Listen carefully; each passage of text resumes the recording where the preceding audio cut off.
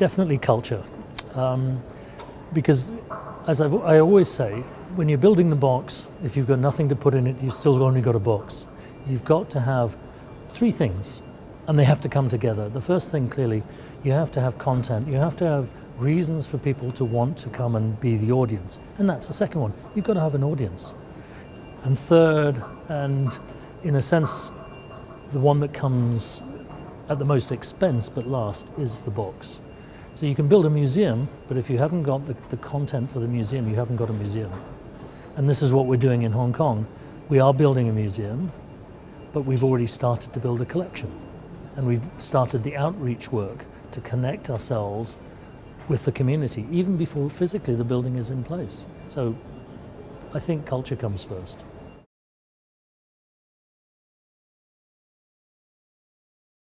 I think culture has many roles.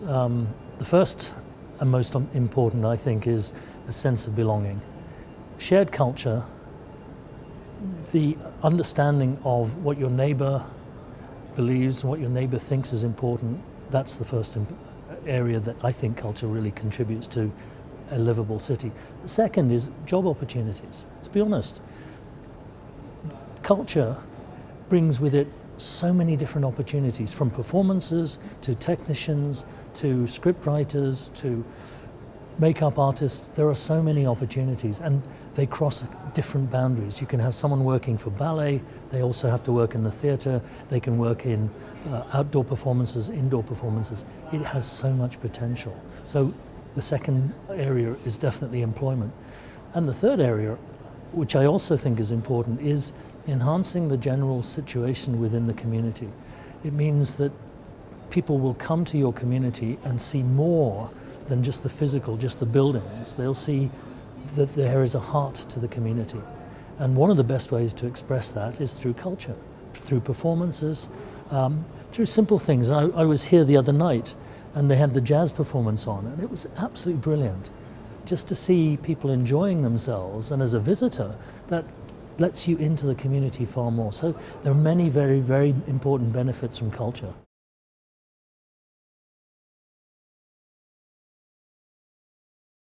I think there's a place for both. I think when you're talking about the big expensive aspects, the buildings, some of the funding, state involvement is usually going to be required. But the creativity, the originality, the spark of the community's involvement has to be there for the cultural side, the artistic side to really flourish. It's not possible to dictate what is culture and have that as success within the community. People should have the freedom to be able to express themselves, to participate or spectate, to use culture to interact with each other as well as with government. So there has to be a bit of both. And I think both things working together is where it becomes successful.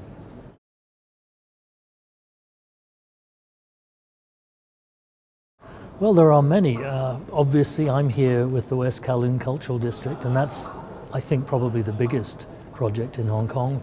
40 hectares in the heart of the city being developed into a cultural precinct with theatres, museums, park spaces, as well as offices, residential, hotels. But there are other community projects. East Kowloon is another area where there will be theatre development. We're doing the renovation of the former Central Police Station complex. That's going to be a fascinating cultural facility. Again, with a new exhibition space designed by Herzog and de Meuron.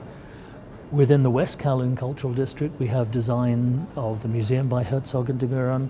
We have the Situ Centre designed by Being Tom from Canada. Lots going on, and it's really exciting.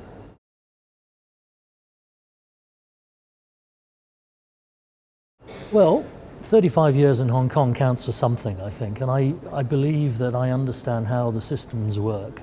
You know, a big project like West Kowloon requires not just one set of skills, and I'm so lucky. I have some of the best people in the world helping me on the museum side, on the performing arts side, on the construction side.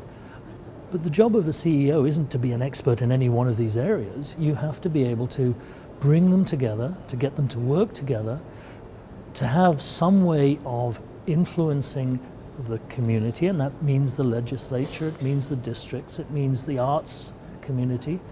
You have to have contacts.